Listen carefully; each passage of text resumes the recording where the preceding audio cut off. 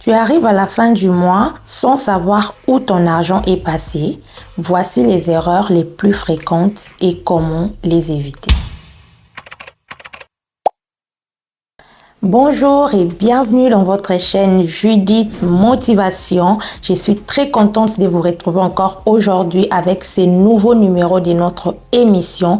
Mais avant toute chose, je vous invite à vous abonner massivement à notre chaîne et ceux qui ne se sont pas encore abonnés, abonnez-vous massivement. N'oubliez surtout pas de cliquer sur la cloche de notification afin de ne rien rater. Comment ça se fait que vous travaillez, mais vous vous retrouvez toujours sans argent?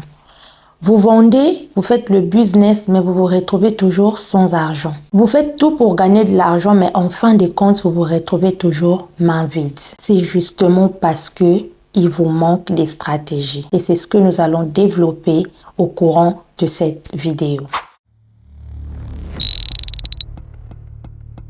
Du coup, vous ne budgétisez rien, vous ne faites aucun budget, vous ne savez même pas combien vous coûtent vos prélèvements au fait. Vous ne faites pas de suivi de vos prélèvements pour savoir exactement combien on vous prélève chaque mois par rapport à vos box, par rapport à votre facture de gaz, d'électricité, d'eau, donc internet, tout ça, vous ne budgétisez rien. Mais vous savez seulement que à la fin du mois, on va me prélever, mais vous-même, vous ne vous êtes jamais donné la peine de savoir combien exactement on me prélève chaque mois. Peut-être en se posant cette question, vous allez peut-être diminuer d'autres dépenses ou bien changer des opérateurs qui sont moins chers par rapport à vos ressources. Mais vu que vous ne vous donnez pas de la peine de savoir combien on vous prélève chaque mois, voilà pourquoi vous êtes aussi victime de ce genre de choses. Alors, pour pallier à cela, vous devez normalement, premièrement, quand vous avez l'argent, de budgétiser votre argent.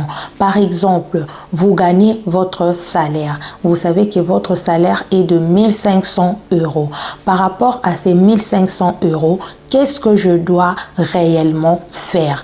Et vous établissez vos dépenses, vous budgétisez vos 1500 €. Par exemple, dans mon cas, je peux vous dire ce que je fais. Si j'ai mon salaire, premièrement, j'enlève d'abord mes 10% de la dîme parce que je suis parmi ceux qui croient à la dîme. Je paye ma dîme, j'enlève 10%, je paye ma dîme. Il me reste 90%. Dans les 90%, j'enlève 30%, je paye mon loyer. Déjà, j'aimerais vous dire que vous ne pouvez pas payer un loyer qui est supérieur à 30% de votre revenu. Cela ne vous permettra pas d'évoluer dans la vie, de vous organiser, d'épargner et tout le reste. Je vous conseille de toujours prendre un loyer qui est inférieur à 40% de votre salaire. Par exemple, dans mon cas, mon loyer est de 30% de mon salaire. Alors, vous allez voir que dans mes 90%, quand j'enlève 30% de mon salaire, il me reste 60%. Dans les 60%, j'enlève 20% pour mes besoins mensuels, c'est que je vais manger et tout, donc pour ma provision du mois, et il me reste 40%.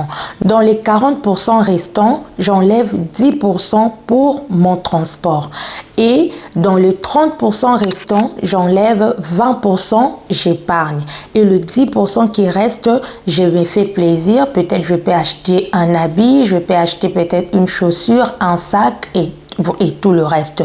Du mois, je sais que tous les mois avec mon salaire, j'ai un 20% que j'épargne, j'ai un 10% que je donne comme dîme, j'ai un 20% que je dépense pour ma nourriture, j'ai un 10% que je dépense pour mon transport et j'ai un 10% que je dépense pour me faire plaisir. Et dans ces cas, je ne peux pas me donner le luxe de dépasser ces barèmes-là parce que je sais, j'ai un budget qui est bien précis, qui est bien détaillé et cela m'aide justement à bien gérer mon argent. Deuxièmement, ce sont les dépenses impulsives. Tu ne fais que dépenser émotionnellement. lorsque tu entres dans un magasin, tu commences à acheter sans réfléchir. Tu commences à prendre des trucs même dont tu n'as pas besoin. Tu commences à faire des achats que tu n'avais même pas prévus. Et l'influence aussi des réseaux sociaux. Quand tu vois un truc sur les réseaux, tu veux t'en procurer. Tu veux avoir tout ce que tu vois dans les réseaux sociaux. Surtout les femmes, on veut avoir beaucoup d'habits, beaucoup de sacs, beaucoup de chaussures qui ne nous servent à rien au fait. Et là, comme tu n'as pas de budget, donc du coup, tu te lances à des dépenses impulsives, des dépenses émotionnelles. Tu es en train de dépenser par rapport à tes émotions. Tu entres dans un magasin, tu vois un joli sac, tu te dis oui, moi je dois avoir ces sacs, tu achètes. Tu vois une belle robe, oh, je dois avoir cette robe, tu achètes. Tu vois une belle paire de chaussures, oh, en tout cas, je dois avoir cette belle paire de chaussures, tu achètes. Au fait, c'est faire plaisir, ce n'est pas mauvais, mais il faut savoir est-ce que au moment où tu veux acheter tel ou telle autre chose, tu en as vraiment le plus besoin en ce moment-là. Donc, il faudrait vraiment éviter des dépenses impulsives. Et tout cela, c'est toujours parce qu'on ne budgétise pas nos revenus. C'est pourquoi tu te lances à des dépenses impulsives, tu te lances à des dépenses non prévues, tu te lances à des achats qui ne te servent à rien, mais comme tu as de l'argent entre tes mains, tu veux justement les dépenser parce que tu n'as pas de budget. Alors, il faudrait vraiment éviter des dépenses impulsives, éviter tout ce qui n'est pas important pour toi afin de ne pas tomber dans la galère. Donc, du coup, il faut avoir une liste ou quand tu as besoin d'aller dans un magasin pour faire tes courses, tu as déjà une liste que tu as fait en amont chez toi, des articles qui sont indispensables pour toi. Et une fois dans le magasin, tu ne vas pas t'embrouiller, tu vas justement te référer à ta liste et tu vas effectuer tes achats et partir sans pour autant faire des dépenses exorbitantes. Parce que tu fais des dépenses exorbitantes, parce que tu pars dans les magasins ne savant même pas qu'est-ce que tu pars acheter, qu'est-ce que tu pars chercher dans le magasin. Pour ne pas tomber dans cette piège-là, tu dois faire une liste des articles dont tu as besoin et la liste ne se fait pas dans le magasin, la liste se fait chez toi à la maison. Ainsi, tu éviteras de dépenser inutilement. Troisièmement, ce sont des crédits mal utilisés. Comme en Europe, là, on donne des crédits, il y a des gens qui partent prendre des crédits sans réfléchir.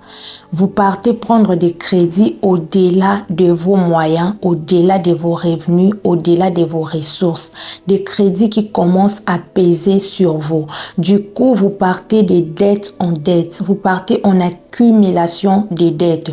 Les intérêts ne font que augmenter. Pourquoi? Parce que vous n'êtes pas en mesure de rembourser le crédit que vous prenez. Même si vous avez les opportunités de prendre les crédits, ce n'est pas toujours nécessaire de le faire. Avant de prendre un crédit, il faut bien réfléchir par rapport aux modalités des remboursements. Déjà, moi, je peux vous conseiller que votre crédit ne doit pas être une dépense de plus, mais votre crédit doit rester dans vos dépenses fixes. Alors, si vous prenez un crédit, vous pouvez voir dans vos dépenses fixes ce que vous pouvez diminuer afin de compenser à votre crédit. Il ne faudrait pas que votre crédit devienne une charge de plus, mais que votre crédit reste toujours dans les dépenses fixes mensuelles. Alors, avant de prendre des crédits, vous devez vraiment bien réfléchir par rapport à ça. Éviter les accumulations de dettes, éviter des ristournes. Il y a aussi des ristournes quand tu entres, tu es excité parce que c'est toi qui vas prendre l'argent en premier. Mais après, une fois que toi, tu bouffes l'argent des autres pour que toi, tu puisses aussi mettre pour les autres, ça devient un corvée pour toi, ça devient impossible. Mais pour toi, tu avais juste le plaisir d'entrer dans une ristourne, prendre l'argent à ton tour, sans pour autant réfléchir que tu as peut-être 9 personnes à qui tu devras de l'argent par la suite. et cela commence à peser sur toi et tu pars d'accumulation de dettes, tu vas des dettes en dettes et tu n'arrives pas à t'en sortir. C'est vraiment un piège qu'il faut éviter, même si tu as l'opportunité de prendre des crédits, mais ce n'est pas toujours important d'avoir des crédits.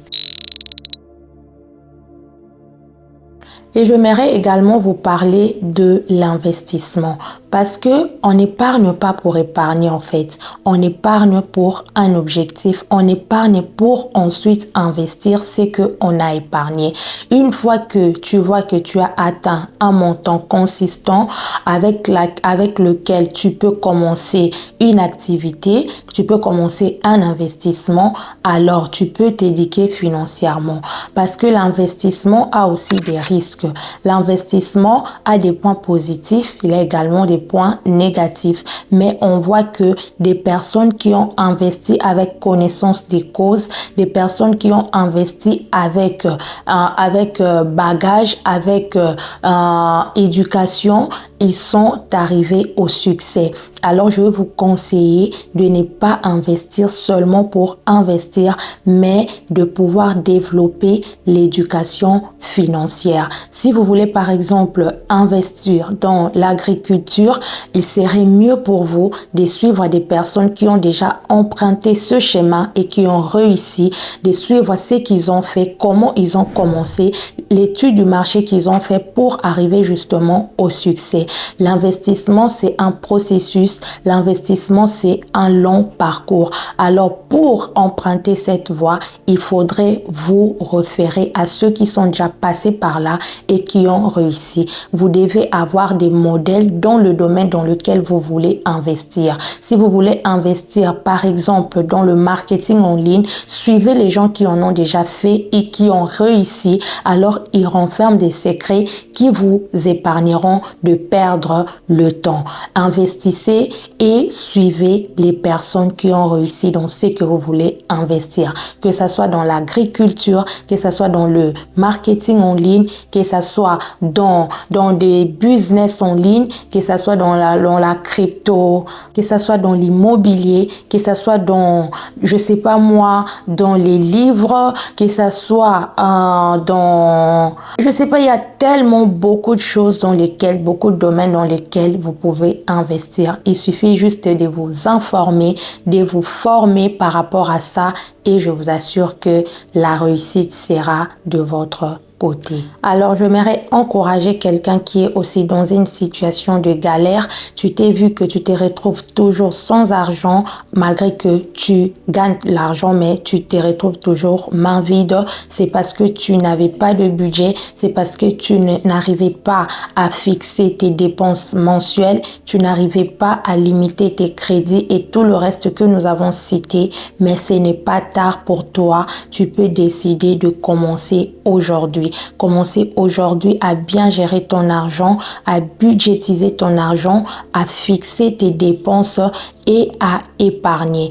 Car au fait, ce n'est pas ton salaire qui te rend riche ou qui te rendra riche. Ce n'est pas l'argent qui te rend riche ou qui te rendra riche, mais c'est ta façon de le gérer qui déterminera ton succès. Alors décide aujourd'hui de bien gérer ton argent et d'épargner afin d'investir dans quelque chose. Et pour ceux qui ont déjà épargné et que vous avez une somme avec vous, vous pouvez commencer maintenant à investir. N'attendez pas demain. L'investissement commence aujourd'hui. Alors, décide-toi d'investir et les succès sera certainement ton partage. Alors, merci de nous avoir suivis. Merci d'avoir suivi cette émission et je vous invite surtout à vous abonner massivement parce que nous avons remarqué qu'il y a 94% des personnes qui nous suivent mais qui ne se sont pas abonnées. Alors, justement, si tu fais partie de ces 94% de personnes qui nous suivent sans être abonné à notre chaîne, je t'invite aujourd'hui à t'abonner et surtout à cliquer sur la cloche des notifications afin de ne rien rater. Je vous dis à très bientôt et des bonnes choses chez vous.